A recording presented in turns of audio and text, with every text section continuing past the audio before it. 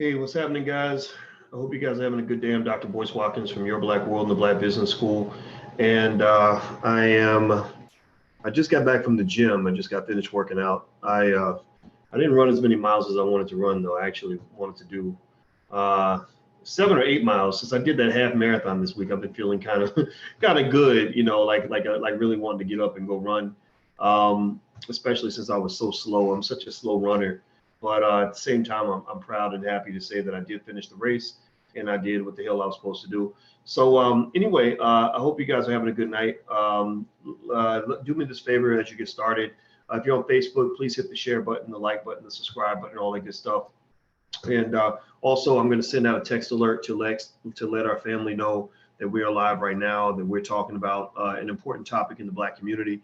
This is the home for intelligent Black people. So if you are Black and you're intelligent, then you're in the right place. If you're not Black or you're not intelligent, then there's a good chance I may offend you. So you may want to step out while you can. How you doing, Monique Brewer? I see you in here. Adrian Glover. I see Bryn Concesio. How are you? Karen Lofton. Good to see you. I don't know, Bryn, did you see where they're selling those Nipsey Hussle memorial tickets for $400 a piece? That's crazy, right? They're actually they're trying to sell sell tickets to his memorial. Yeah, it's kind of crazy. Hey, Eve, how are you? Thea, what's going on? Marcus. Okay, so as you guys know, in the beginning of our discussion, first thing we always do, I send out a text message to let everybody know that we're about to go live. And if you want to be on that text list, all you have to do is text the word voice to 31996 if you want to be made alert when we go live. I go live every day to talk about the issues of the day and to elevate the conversation so we can have intelligent Black dialogue in the community and not stupid dialogue. Anyway, that's the one thing. So you can text voice to 31996 and you can get on that list, 31996.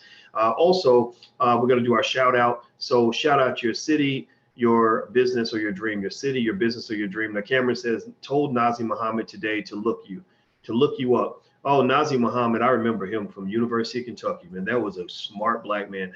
I actually have a funny story about Nazi. Nazi told me, he was actually the guy that told me that when I was back in college and I was writing these articles, these pretty hard-hitting articles back when I was at University of Kentucky, and I was writing about why college athletes should be paid. Now, this was over 20 years ago. So I've been pretty consistent. I've been consistently weird for a very long time. And so anyway, just go check my record. I got receipts going way back to the 90s. And I would write these articles and I would just break it down. I was a mathematician, and so I wasn't stupid. And so I knew how to sort of look at the numbers and understand everything from a financial standpoint, also from a racial standpoint, from an educational standpoint, because I was an educator. So basically I said, you're robbing these kids on multiple fronts. First, you're robbing the entire Black community. That's one thing, because most of the athletes that are making the money for the NCAA are Black. I said, number two, you're stealing their opportunity to get an education. And I'm an educator, and I see how they can't come to class because they're getting ready for basketball practice. Well, I thought that they were student athletes. They're not really student athletes because they kind of look like athlete students to me. And then on the last piece was, I said, financially, you're just screwing them. And now, for example, right now we got this big scandal that Nike was paying athletes, families $5,000 here, $10,000 there, but you're transferring a multi-million-dollar athlete like Zion Williamson alone is probably worth at least $250 million to the NCAA. So how the hell are you gonna act like you somehow are doing something corrupt by giving his mama 10 grand under the table? We got his mama a used Cadillac, and so we don't want nobody to know that we paying the slaves, we're paying the help. Well, come on, man, give me a break. Seriously, dude, like you're really acting like that should be a crime. Well, I mean, shoot, there was a time where it was a crime to teach slaves how to read, and we know that was immoral. It was illegal, but it was immoral to even have a law like that. Well, the same thing is true when it comes to the athletes. So Nazi was the guy that came to me. He played in the NBA for many years. He was a very good man. And Nazi was the guy who told me that even the coaches on the basketball team had told the players, do not read these articles by Boyce Watkins. This actually links to the topic today, believe it or not. You'll be amazed at how the linkage. So it's funny you brought up Nazi, but literally Nazi was a guy that told me that he said the coaches don't want us reading your stuff. And Nazi and I were talking. I was like, that's interesting. I said, a person who doesn't want you to have knowledge and full information is never your friend. They're never your friend, especially in a racist place like Kentucky. My God, I mean, it's like Plantation 101. It's like going back 150 years every time I go back to that campus, right?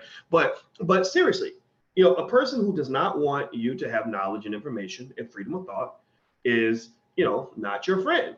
Just know that, because I was like, look, they can check the receipts on everything I said. They can do the math. They can, bring facts to confront my facts if they want to, but they ain't got no damn facts because they know they robbing your ass, and they're hoping that you're going to be distracted by the booties and the bling and all this other stuff that comes with sports to the point where you're not going to know that they robbing your ass blind. But I'm here to just basically tell you that this is what's going on. This is how the robbery is taking place. Let me do the math for you and explain it to you, right? So Nazi, we used to talk, and I remember that he and I were going to, the day I wrote my last article, and I was actually going to go to get my PhD. That was the same day he declared for the NBA. That was the same day that he had announced on, I think it was on ESPN that morning, he had announced that he was going to the NBA. And I had just written in an article the day before where I announced that I was going to go leave the university and go get my PhD. And I saw him walking across campus, and I went outside and I said, hey, man, I said, and I went up to him, right? So check that. This tells you what kind of guy he was. I really like this guy.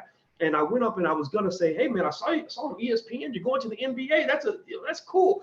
Before I could even get a word out, he said something like, he says, hey man, congratulations on going to get your PhD. And so he congratulated me on going to get my doctorate before I had a chance to even mention that I was happy for him for going to the NBA. And I think that just speaks to quality of character in terms of value systems.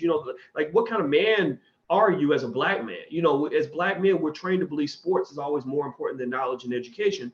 And clearly he didn't seem to be that kind of guy. So Nazi's one of the good ones. I have a lot of respect for that guy. So if you see him and you know him, tell him I said, hey, what's going on, brother? I have not forgotten you. And I'm very happy that he's done so well, with his life. But anyway, let me get back to it. So why does that Nazi story link to what we're talking about today? Well, today I got somebody else sent me another story. People send me stuff. They send me stuff in my Facebook inbox. If you see a story that you think I should talk about, send it to me on Facebook, or you can put it, go on my Instagram, The Real Boyce Watkins, and make a comment about it. And if I see something that looks interesting, I'll jump in and I'll just talk about it. I'll give you my perspective on it. But today somebody sent me a story basically where Johnson Publishing, which is the company that's responsible for the founding of Ebony and Jet magazine, Johnson Publishing is officially declaring bankruptcy, right? They're officially declaring bankruptcy. Now, what does this have to do with the story that I just shared with you about Nazi? Well, it had nothing to do with it because I wasn't even going to bring it up, but since he brought his name up, I actually realized there is a connection. And the interesting connection is, remember what I mentioned to you a second ago, that the coaches at the University of Kentucky have basically told the players, the black players, do not read anything that this guy writes, right? And in fact, when the black coaches would bring the players to my office to come see me, but they had to sneak, like they were sneaking the slaves out of the slave quarters at night to go see Frederick Douglass. It was real sinister shit, right? Because they didn't want to mess up their opportunities with Massa, and because they were trying to get in the NBA and all that. Well, the same way that the coaches told the players that not to read my articles back in college, with Ebony magazine, I had a situation where someone working for Ebony had basically told another person, we will not publish anything by Dr. Boyce Watkins. Like this really happened. The way it went down was, and I never talk about it because I didn't see it as a big deal. I didn't really care that much about it. But I had a friend that worked at Ebony, and she was a bigwig. I'm not gonna say her name because I'm not trying to. I don't kiss and tell and put people on blast like that. I think that's tacky.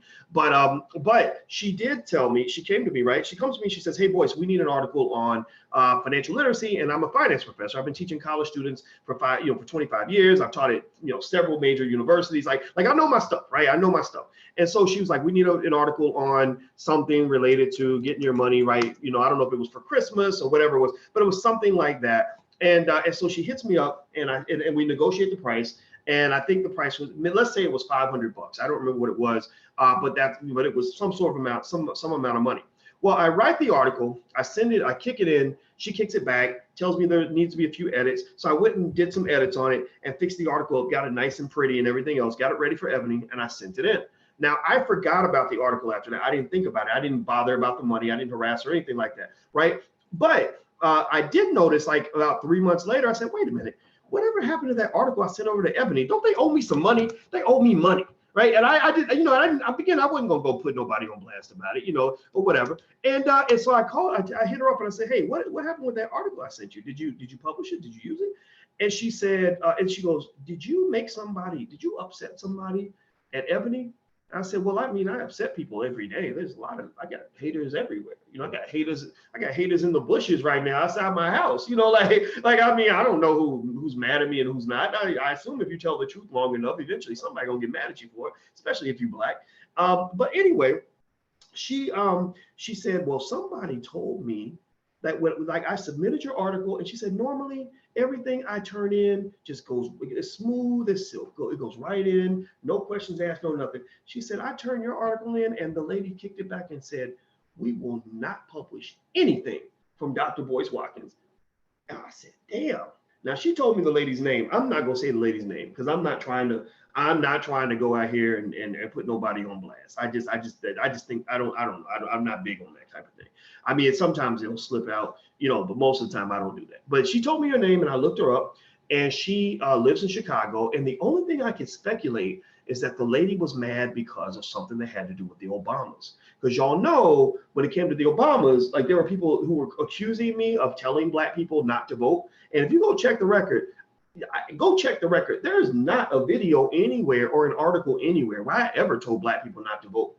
Those who know me, tell me what I said. Tell me what I said. Did I say don't vote? Did I say Negroes do follow me? I'm leaving the polls. Do not vote because I'm telling you not to vote. I don't do that. I don't believe in that demagoguery. I believe in freedom of thought. I believe in encouraging you to think for yourself. So I never told black people not to vote. I said, make the decision that's best for yourself. And when people ask me, well, what are you going to do? I was like, well, I ain't voting unless you give me a reason to vote. That was what I said. And what is fascinating is they are so threatened by the idea of black people even thinking for themselves that they interpreted me saying that I'm not going to vote, and then me telling you to do what's best for you. They misconstrue that into, well, Boyce is going around telling black people not to vote. No, I'm telling black people to do what's best for themselves. And when they do that, they're like, okay, yeah, I'm going to do what's best for myself. Wait a minute, the Democrats ain't doing shit for me. I'm not voting. I got to work that day. I got better things to do, right? So the reality is that, you know, if it had been best for black folks who listened to me to go vote, the ones who felt that voting helped them, they still voted. The ones who questioned, you know, whether the Democrats actually gave a damn about them, they did not vote, and that had nothing to do with me. That has to do with what you're doing for those people. It's like if I go out and I tell everybody, today I do not want you to use the bathroom. No one, I don't want anybody to pee for the next 3 days. Right? Y'all, would y'all listen to me? Would y'all like hold your pee for 3 days if I told you to hold your pee for 3 days? No, you wouldn't. You wouldn't do that, right? You wouldn't stop peeing because I told you to not pee. If I said nobody, you can't eat meat for 3 days, right? Nobody would do it because I said to do it. You would decide, well, do I really want to pee? Yeah, I really got to pee. Screw Boyce. I'm gonna go pee because peeing is what's best for me right now, right? So ultimately, there are people in this country, and this is my point. This is what I'm getting at. There are people in this country who are very, very, very much threatened by the idea of black people simply waking up and thinking for themselves, because they are scared to death that you're going to wake up and start doing the math and realize that you're getting screwed. And somebody mentioned the boule. I guess the boule refers to like the Negro elites. Well, you know, Dr. Claude Anderson in the book Black Labor, White Wealth has a whole section somewhere in here. I wonder if I can find it, where basically he talks about Negro elites who are positioned to allow whites to control blacks, that the few Negro elites are put in a position of power that allows them to basically help whites to control black people. Because remember, Ebony magazine, I was trying to find it in the book, I can't find it, I'll find it later and come back to you. But Ebony magazine, if you recall, Johnson Publishing, I think if I'm not mistaken, they created that video that you can find on YouTube right now called How to Sell to the Negro. You know, y'all remember that video? Y'all remember we talking about that video? The video How to Sell to the Negro. Basically, it's like some real primitive shit. Like it's basically a video they made for white companies that want to sell products to black people, that want to get black folks into consumerism. I don't think they were trying to hurt black people necessarily. I'm not going to make that assumption. I'm just going to say this is what they did because they were trying to get white people to advertise with their magazine. So they made this video that basically said, you know, this is how you sell to the Negro. And they basically they said a lot of things that it was real condescending shit. It was basically like, you know, the Negro cares about status, and if you act like he can't afford it, then he's going to want to buy it even more. So always make sure that you do X, Y, Z, and give him a couple of compliments, and he'll go and he'll buy anything. Like, it was real interesting, and it links even to this day to the fact that, number one, Black people are the leading consumers in this country. Like, we love to consume. Well, on a per capita basis, on a percentage of income basis, we consume more than other people. Also, in fact, the other day I was talking about why you should never buy a brand new car. And Nielsen, according to their reports, we lead the pack in new car consumption. We love to buy our new cars, right? So you know, in the whole conversation about reparations, you can't talk about reparations without talking about economic responsibility, because reparations without economic responsibility is like giving a big paycheck to somebody who doesn't care about taking care of their money. Doesn't mean we don't deserve reparations, doesn't mean you shouldn't fight for reparations, but you should, as you're fighting for reparations, you also have to fight on two fronts. You can't just fight white people to get them to pay you back. You got to fight Black people to get us to elevate our thinking, right? It's a two front battle. You can't, if you fight just to have us get a bunch of money laid in our lap, then you'll just be like, you know, I got a cousin like that. I got a cousin who always swears that his economic problems ain't never his fault, and that somebody else did it, and all he needs is for somebody to do another favor for him, or all I need is a better job, or all I need is a different apartment, all I need is a couple thousand and I can fix everything. And every time he says that, somebody comes on, they feel sorry for him, they give him a bunch of money, and then he just throws it all away. He ends up right back in the same situation that he was in before. Why is that? Well, because he fixed the outer layer of who he was, but did not fix the inner layer of who he was. He fixed, you know, he's focusing on the external, and he's not diagnosing the internal. So he's going to continue to have eternal problems for as long as he lives. Do me a favor, if you haven't hit the thumbs up button, everybody stop for 1 second. Please hit that thumbs up button. I'm gonna do what Sister Vicky does, because we need the thumbs up so that people will come into the video. So on the count of 3, everybody hit the thumbs up button. 1, 2, 3. Please hit the thumbs up button. I see a bunch of thumbs up and a bunch of hearts and stuff like that. If you're on Facebook, please share. If you're on YouTube, please share the link. Wherever you are, wherever you're watching from, please share. Also, don't forget, we're on iTunes. This podcast is on iTunes. So if you want intelligent Black media through iTunes, all you gotta do is go in there and look for my name, and you can find it. You can also find the Your Black World podcast, so you can look for Your Black World. So we're all over iTunes, so feel free to check that out. And don't forget that on the 12th of April, if you're watching the video live, which somebody asked if we're live, yes, we're live, but you know, the recording will be up there. We're actually going to do a 1-day 70% off discount on Black Money 101, which is our introductory class on wealth and income in the Black Business School. It teaches you all about the power of money, the basics of money. It's something you can do with the entire family. It's amazing, and we're going to have 70% off for 1 day only on the 12th. So I just want to let you guys know about that. Okay, so let's keep going. Let's read more. I'm gonna read more about this whole thing with Johnson Publishing going bankrupt. Now, this does not mean Ebony and Jet magazine are going to disappear. Ebony and Jet magazine were actually purchased by an equity group out of, I think, Dallas. So they're still going to be around, but I know Jet has become purely a digital publication. I think Ebony is it might be print, but if it's print, it's probably like been reduced in size to like a pamphlet. You know, print media is kind of dead. I mean, print media is hard to maintain in this world. So if you want to go into, you know, the journalism business or magazine publishing business, be very careful about creating a print magazine. I just think that's a very dangerous thing to do. It's very expensive. It doesn't work very well. Focus on the digital. The digital is where it's at. And then with digital, there are methods that must be applied to be able to properly monetize it in an effective way if you're Black. You know, because if you're trying to go sort of the mainstream route, there is more money available, but even then you saw a lot of Black blogs build up and start making lots of money, but then they either had to sell or go out of business because their monetization methods were not creative enough for them to sustain themselves. You know, and so in fact, if you want to use an example, you know, with us, we reach about 1 million Black people a week, and we're very proud of that. Especially if you're talking about intelligent people, so it's a really strong, concentrated niche audience. It's not every Black person. We don't want to reach everybody as if I was like 2 Chainz or you know, some rapper who's like just running talking about what woman I slept with and how much money I spent at the strip club. Like we could probably have a bigger audience if I was that type of guy. No, I'm not really as popular as a rapper. I'm a scholar. So scholars, unfortunately, are not They don't get the same level of attention as rappers do, or people that are talking crazy stuff, or people that are gossiping. But we have, but we're very proud of the platform that we have, and we reach lots of people, and we reach them in a way where we believe that we're helping to make it, intelligent Black thought sort of a mainstream idea.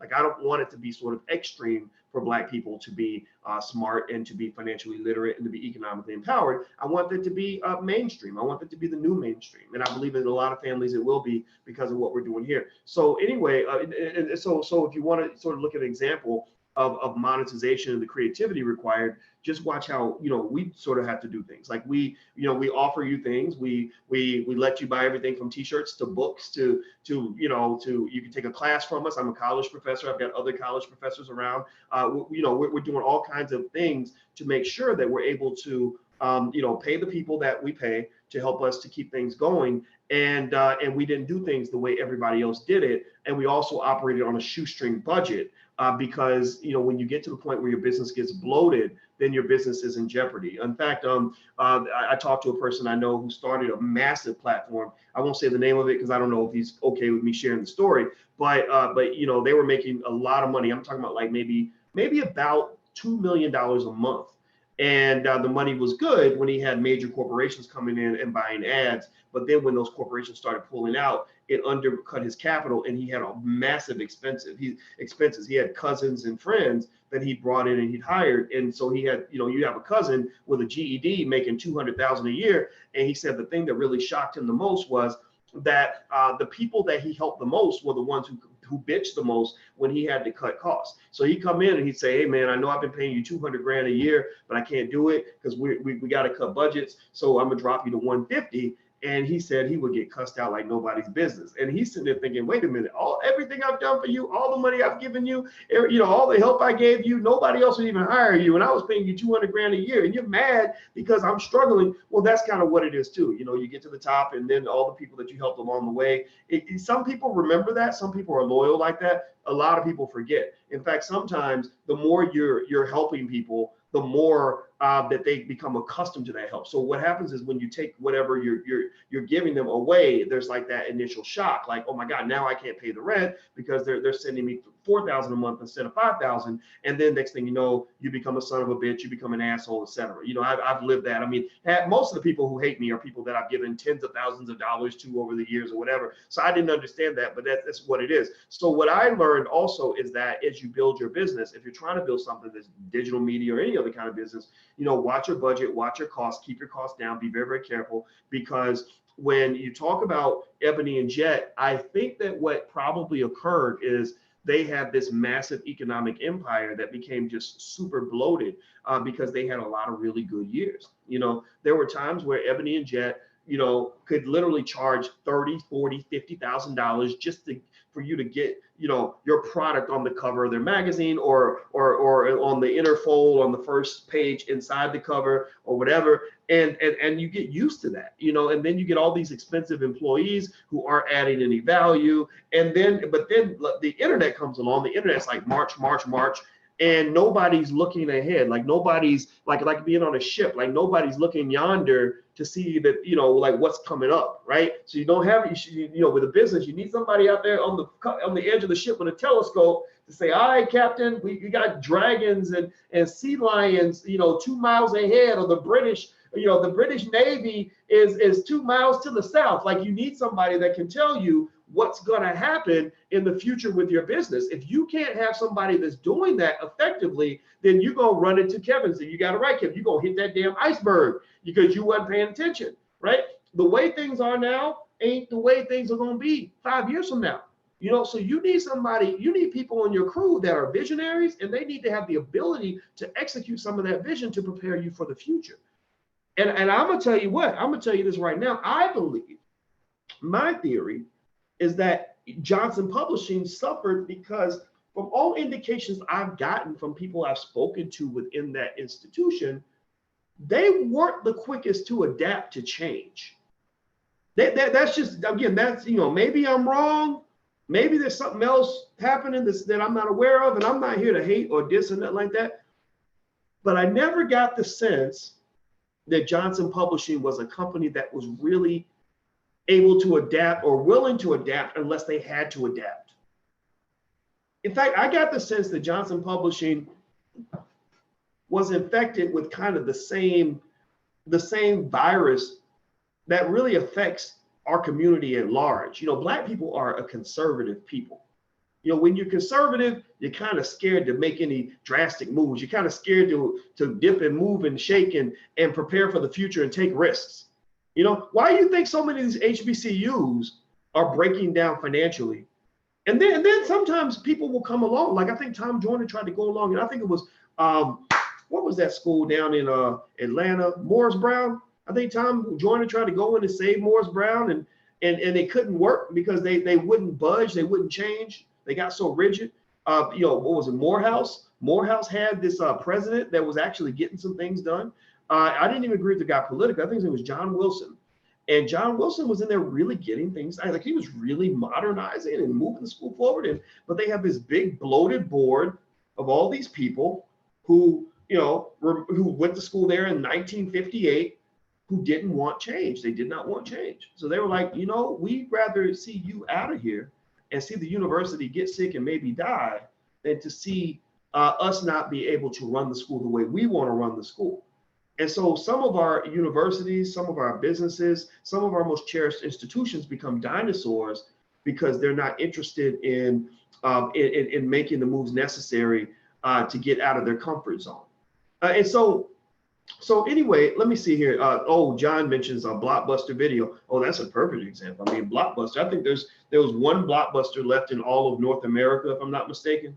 Now, Blockbuster used to be the shit. Blockbuster used to run the whole damn game. And then Netflix comes along, right? And Netflix is like this little tiny player, little tiny industry disruptor, but you can't really see it. And Blockbuster's like, well, we're Blockbuster. Damn it, we've got all the money in the world. Who cares about little Netflix? And Netflix kept growing and growing. And then they had the chance to buy Netflix for just, I mean, a tiny amount of money, like literally toilet paper money they could have used to buy Netflix and own that company. And they walked away from that deal. And so Netflix was like, okay, we're going to go over here and we're just going to do our little digital thing. Blockbuster dragged their feet. And then eventually they tried to make the move, but it was too late. It was too late. Now Blockbuster's dead. Netflix's valuation. Let me see, what is Netflix's market value? Let me Google that real quick. Hit the thumbs up button, please, while I do that. Please hit the thumbs up button while I Google this. What is the market valuation of Netflix? The market valuation of Netflix, let's see, they're $364 a share. Their market cap is $159 billion. Billion with a blah. Right, so literally they're worth $159 billion. Now I'm sharing my screen here. I want you guys to look at this stock price for Netflix. This is just the last 5 years. Right now the stock is trading at 3 something, right? 356 or whatever. And look at what you could have bought it for 5 years ago. You could have bought it for like $59, $46. So that's like buying a house for $46,000 and the house being worth $350,000 5 years later. Now let's look at this. Let's go back even further. You go back here, you could have bought Netflix stock for $3 or $4 back in, you know, I mean, not that long ago, 2009. I mean, that's not a long time ago. 2009. Some of y'all got cars you were driving in 2009. Some of y'all are driving a 2009 vehicle right now, right? So 2009 wasn't that long ago. A lot of y'all remember 2009. Like you like, oh yeah, I had this job. I got this job in 2009, right? So you know, it kind of just speaks to this idea that the only constant in business is change. The only thing that you can expect and rely on is that things are gonna change. So ultimately, what I would say to you is, if you go into business, don't be a dinosaur. You know, don't be a dinosaur. So let me pull this up. I'm gonna read this article. Please hit the thumbs up button, and also make sure you subscribe at drboystv.com. And also, if you want to support and you want to buy books and stuff, we have all kinds of stuff. I hope you'll let us be your library where you can go get books and flashcards and tools to educate your family. If you want to support and you want to buy cool stuff for your family, go to blackfinancialintelligence.com. That's blackfinancialintelligence.com. All right, so let's see. It says Chicago's historic Johnson Publishing Company has filed for bankruptcy, court records show. The Chapter 7 bankruptcy petition was filed late Tuesday afternoon by the company once responsible for EbonyJet magazines. It sold the magazines in 2016, meaning Tuesday's move does not affect the publication. So EbonyJet are still here. They're not gone. You know, they're still going to publish. So that's not kind of what's happening. Although that is a possibility, but I imagine, let's see, Cass says, let's hope the root goes away. I'm gonna say no comment. We're not gonna get into the root or any other white-owned publications that try to manipulate the minds of Black people. Did I say that? Quote, this decision was not easy, nor should it have been, the company said in a press release announcing the move. Johnson Publishing Company is an iconic part of American and African-American history since our founding in 1942, and the company's impact on society cannot be overstated. The company said it was caught in a tidal wave of marketplace changes and business issues, which despite exhaustive efforts could not be overcome. It said it hoped to maximize the value of its assets through a sale which would benefit its creditors. The filing in U.S. bankruptcy court in Chicago is a painful reminder of how far the company has fallen since its heyday as one of the most recognizable African-American brands in the nation. The late John H. Johnson, he's a genius, brilliant Black man, had turned a $500 loan borrowed against his mama's furniture. It says mother's furniture, but I said mama. I'm improvising here.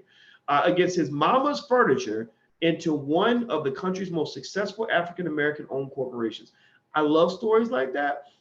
Because, you know, it just kind of tells you don't know what you're creating. You don't know what you're building. You don't know what legacy you're the beginning of. And when you just kill it all off because it's not that great or it's not as great as you would like for it to be, or it seems tiny compared to that 100-year-old company that you used to work for, you know, you got to be able to kind of have a vision beyond what's in front of you right now. You really do, you know, and I'm telling you, that's why I get so mad at the Negro naysayers who want to, you know, shit on and spit on every Black entrepreneur that's starting a little business, or every Black entrepreneur that's got a little business that's making a couple nickels or whatever. Like people like that are just dream killers. Like they literally run like a psychological version of an abortion clinic, of a racial Black economic abortion clinic, where they look at every little economic baby that's being born and they say, well, that baby's tiny, chop its head off. Or that baby's little, screw that little nigga, step on his head, right? Like you got these Black people that have such little vision that when you go out and you take your little $2 and you scrap some shit together and you put together your little business and you struggle and you in the struggle, you ain't looking fly right now. You looking kind of dusty right now. You looking like a scrub right now, but you're willing to go through that because you got a bigger dream. And then you got these assholes, sometimes they're in your own family, sitting right there saying, so when you gonna get a real job? You know, they hiring over at the post office. Or the only reason she got a business is because they won't hire her back at GE. She got fired because she was up there running her mouth too much. I mean, I'm saying, how are you bragging when your ass is a slave?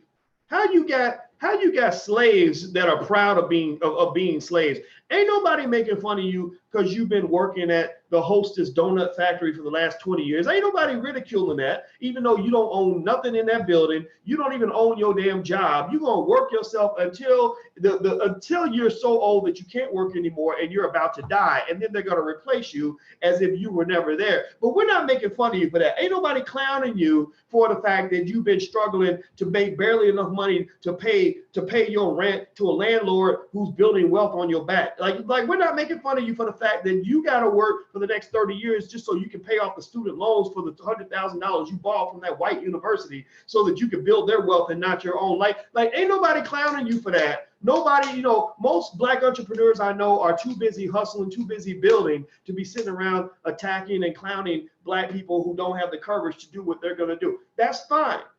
But what I will say at the end of the day, man, is like, if you got somebody in your family that's got some courage that wants to push the envelope a little bit, you know, leave them alone. Leave them alone. I mean, support them. If you really have some sense, you'll support them. But if you can't support them, just shut up. Go sit with the other cowards. Go sit with the other scared Negroes. Go sit in the corner, shaking and shivering and supporting, you know, whatever white supremacist institution that you're addicted to. Go do that. But get out of the damn way, man. Seriously. I mean, you got to understand, you know, building a nation building is not for the faint of heart.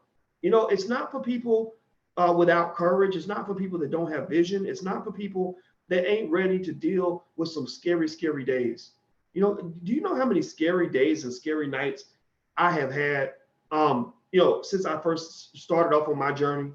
You know that, and you know, I used to think that there's a point where it goes away, but it doesn't go away.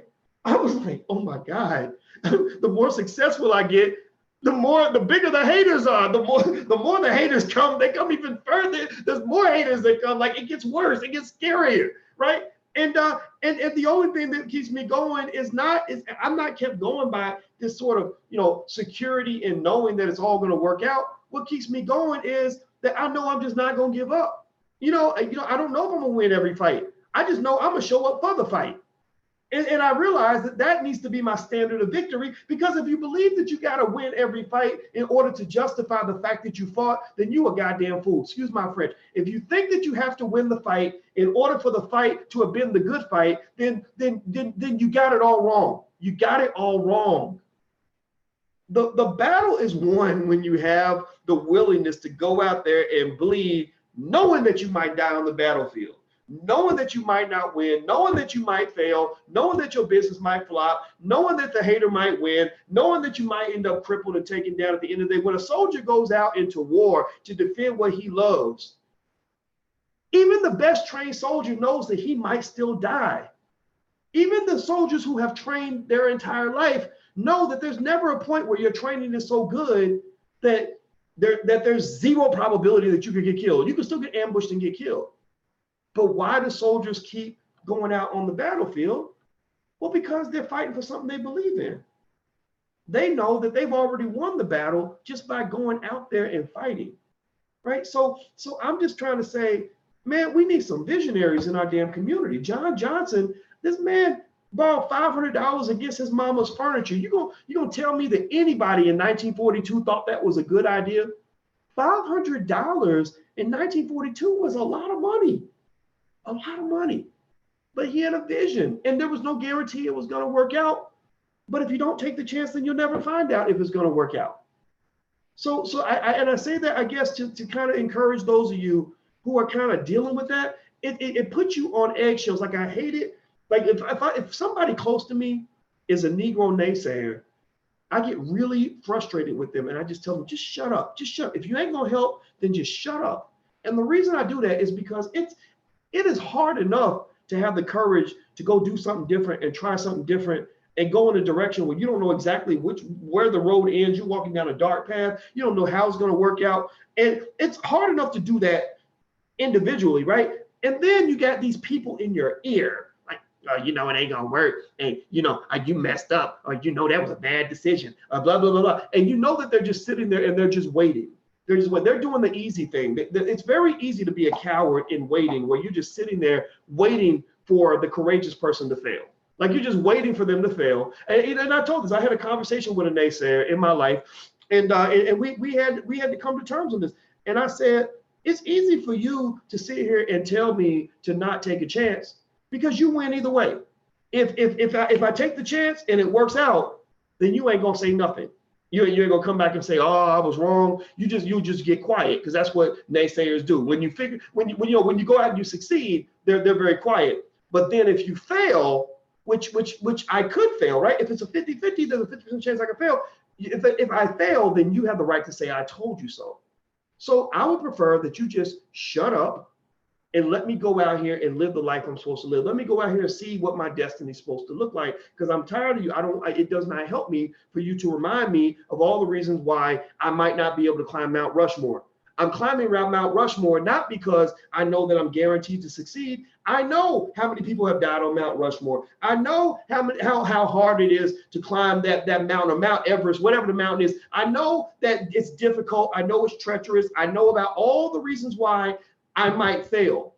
But what I also know is that there are people who tried to climb this mountain who have succeeded. So if you can't give me more reasons and more ways that I can find a way to succeed and to get away from the reasons I might not succeed, then you are of no help to me. You are not an asset in my life right now, because your poison mentality is something that does not benefit what I'm trying to do. So what I would tell you to do is you got to dump that dead weight. You deal with those people, shut them down, don't listen, and accept the fact that it might not work out. So if they come up and they're like, well, if you go out here and you put the money into the business, it might not succeed. You'd be like, yeah, it might not. Woo. And that'd be tough if it don't work, but I'm going to do it anyway. I'm going to try. Maybe it will work out. and you just leave it at that. Like, don't even argue with them, don't debate with them, because you don't want to go into a basketball game with somebody making you feel like if you take a shot and you miss the shot, that it was a bad shot. When you play basketball, you know you're going to miss shots. You know you might have a bad game, but the victory is in going out there and trying. So whatever it is in your life that you want to do, just go try and know that you won the battle right there. I see that Richie Rich gave some money. Thank you, brother. Thank you for your donation, man. I appreciate that very much. Boys, our people are already lost. Search Waffle House shooting in Gainesville. Oh man, somebody getting shot at the damn Waffle House, man. What the hell?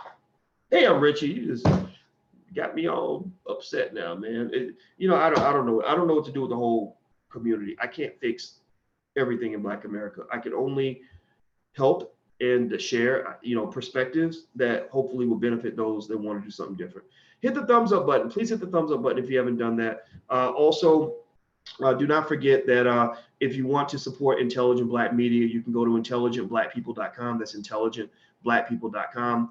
And if you want to see what's in that Black Money 101 class that goes on sale on the 12th for 70% off, you can go to blackmoney101.com, blackmoney101.com. There's a whole bunch of stuff in there that I think you're going to really like. Okay, so let me finish reading this article. It says that John Johnson, let's see, Ebony began publishing in 1945 with a promise to mirror the happier side of Negro life. The positive, everyday achievements from Harlem to Hollywood. But when we talk about race as the #1 problem in America, we'll talk turkey. Jet followed in 1951. The two magazines portrayed successful Blacks, doctors, lawyers, businessmen, and Black celebrities in a glossy glossy magazine format in an era in which such publications were typically filled with images of white, fair-haired men and women. John Johnson died in 2005, and then the Obamas gave them respect because they were one of the people that actually published some of the most iconic images of the Obamas. In 1955, Jet also actually published the image of Emmett Till with his coffin open, and that was one of the images that actually sparked the civil rights movement. So Black media is very, very important. So when you listen to people like Vicki Dillard and others out here, you got to understand that individuals like that have always been the ones who helped to make history because they draw attention to the things that other people tend to ignore. They give another perspective that's out here that isn't always, represented in media. And in 2014, Jet ceased print editions and became digital only. In 2016, Ebony and Jet were sold to Clearview Group, an equity firm in Texas. Johnson Publishing then turned its attention to its archives and cosmetics business, Fashion Fair Cosmetics. I remember they were selling their archives and like all their archived images. They have all these iconic pictures and everything they've taken over the years. And I think they were selling the stuff like dirt cheap. And a lot of people were really upset about that.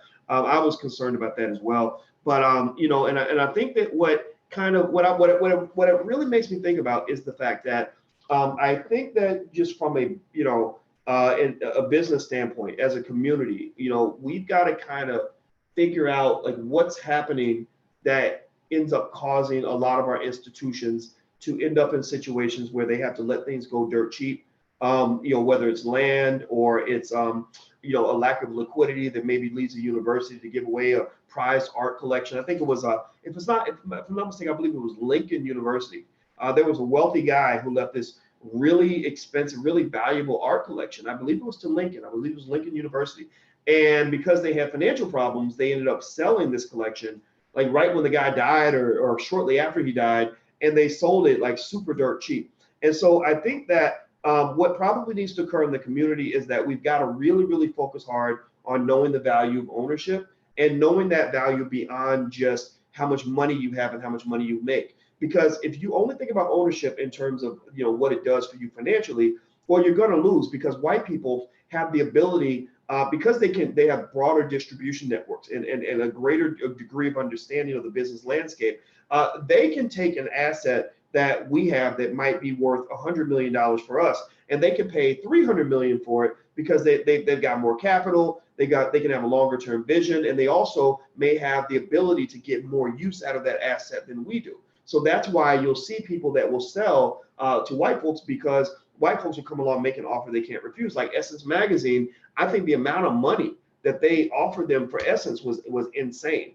And so I'm not saying that it was a mistake to sell Essence, but I think that conversation about selling has to be one that goes beyond just how much money am I going to get right now. I think that we can't be capitalists. Black people really can't be pure capitalists because a pure capitalist pretty much believes in, among other things, that an asset should always be put to its most valuable use. So that means that if somebody comes along and offers you a bunch of money, then you sell out, because that means they can do something more with that asset than you can do with it. And so we let it go. Because, the people at Essence got a ton of money when they sold Essence. But what was not considered, I think, as readily as it should have been, is the value that controlling Essence has, for the community at large. When you look at the bottom line can't just be, the individuals that actually own the property and are going to get a big payday. The bottom line has to consist of the entire community, which is a massive stakeholder in what was created. It's like hip hop. We have rappers that will they'll package the hood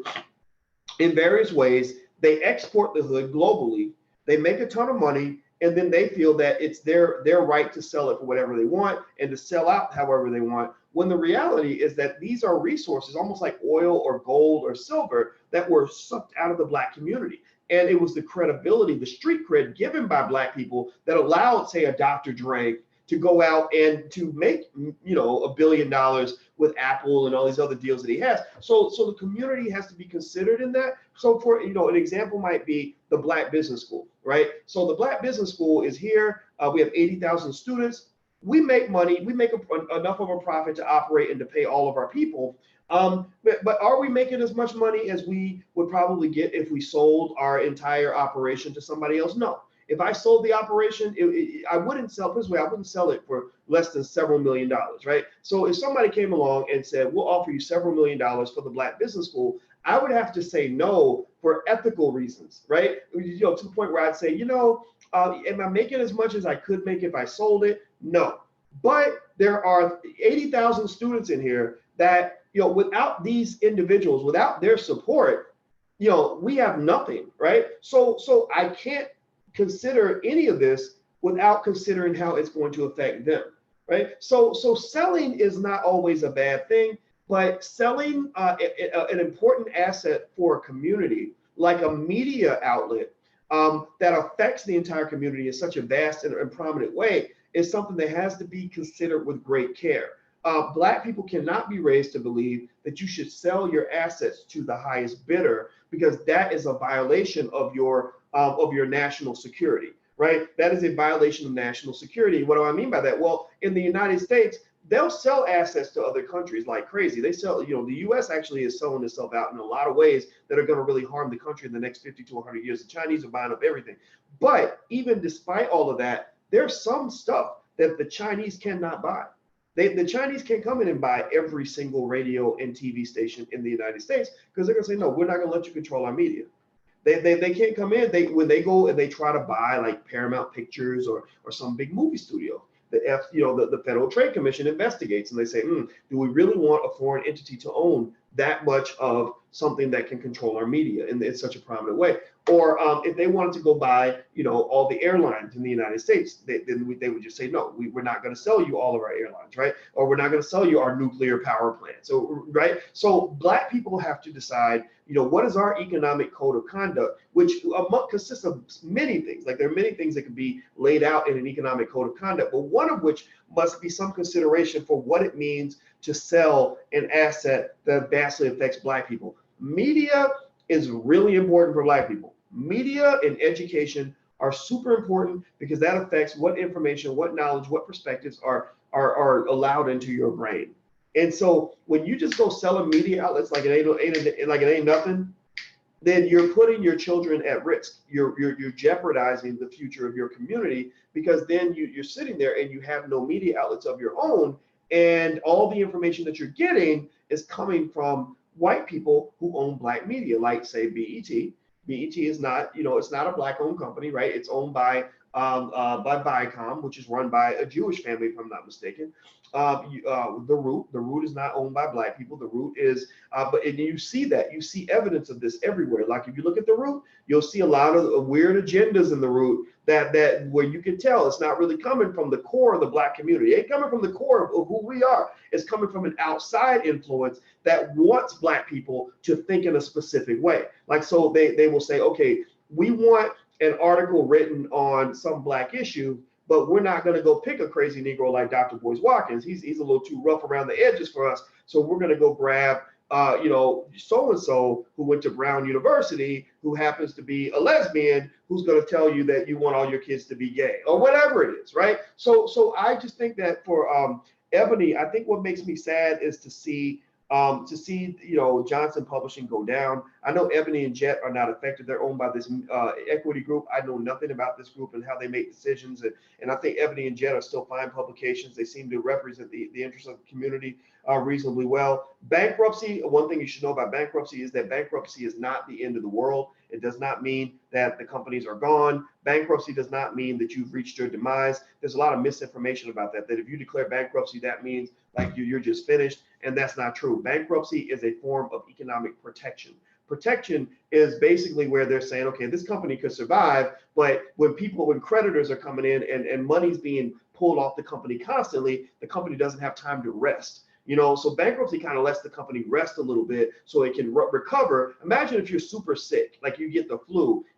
Getting the flu is not the same as like dying of AIDS, right? So you got the flu, you can get better, but you might need people to leave you alone so you can get better. Like Alicia right now, I think she's got the flu. And I told the kids, I said, I know you're used to coming in and being like, mommy, mommy, mommy. And she's, the one that you're asking to do everything. And I told him, I said, back up. Let her go in this room and let her heal. Let her have a quarantine space where she can be at peace and have some quiet and go to sleep so she can get better, right? Well, that's the same that's true with bankruptcy protection. You're allowing the company to kind of be quarantined and incubated almost so that it can sort of get its finances together, renegotiate some of its debts, and come back and still survive. So I don't think Johnson Publishing is dead. It may be dead though. In fact, now that I'm thinking about it, it may actually be a liquidation. Now that I got to go look back and look at this again. I could have sworn that they said that they filed Chapter 7 bankruptcy. Chapter 7 is different from Chapter 11 and Chapter 13. If it's Chapter 7, I got to double check. But somebody, if you're a bankruptcy expert, let me know. But I believe they might actually have liquidated. I got to do a double check. I'm not totally caught up on that exactly. But anyway. I hope that's not the case because I think they're a good company. I think they have a good brand. But one last thing I'll share about Johnson Publishing that really stuck out to me. It was a story that was told to me by George Frazier, who actually I brought him on Dr. Boyce TV. He did a great interview. I mean, you really want to just get game from an OG. Go watch that video with George Frazier. This man, bad Black man, right up there with Dr. Claude Anderson in terms of the elders that we should be listening to. So George Frazier tells a story about the 1980s, and in the early to mid 80s, there was a Black man who was one of the founding fathers of the internet. I don't know the guy's name. One of y'all might even know his name. So if you know his name, put it in here and I'll repeat his name. Anyway, he saw this thing coming along called the internet. He was sitting in the lab with his white friends, and they're working on their computers and they're developing this thing called the internet. And he was one of the guys that actually laid out the whole infrastructure for the internet, like how the URLs are laid out and all that stuff. So his thinking was, whoa, this is the future. And I want Black people to own the future, right? So he goes to wealthy Black people. If I'm not mistaken, he went to the Oprahs and the Michael Jordans and people that had money to get them to invest in this thing called the internet. And he went to one of the people he went to, so reportedly, is John Johnson and his crew. And he said, look, this thing is the internet and it's going to be big and and blah, blah, blah, blah. And from what I was told, it was sort of seen like, oh, this is just a fad, or this is just this is just something that's it's not really gonna stick. Like, what is this internet thing? What is a URL? Like, nobody knows what that is. And George actually said that the guy pitched him as well. He wanted him to invest. And George, he said that my thinking was, this is what George admitted. He said, my thinking was, well, if it was really that good and that great, then white folks would be doing it already, right? And he didn't. I guess, you know, it sounded to me like he could not conceive of the idea of black people actually being ahead of white people, right? Like we're trained to aim for equality. We're trained to aim to catch up. We just want to be at the table. We don't actually conceive of the idea of actually building a table. We just want to be at the table. We just want to be in the race. We're winning the race. Like, whoa, wait, black people winning the race. Wait, we can't win. We can't get ahead of white people. That's not possible, right? So Philip Emigwali. Okay, so there you go. I'm gonna give props. Give his name. Philip Emigwali. That's the name. I'm gonna take your word for his, Abner. So I hope you're telling me the truth. So, long story short, George said that the guy then came and he said, okay, well, since you won't invest, how about you buy some URLs? He said, just give me, $10,000. You could buy these things called URLs. They're really going to be important in the future, and they're $1 a piece. And he said that the URLs were things like, remember, this is before the internet was even a thing. These were URLs like, Ford.com, sex.com, dogs.com, hamburger.com, whatever, right? Xerox.com, like all these URLs that are now worth millions of dollars.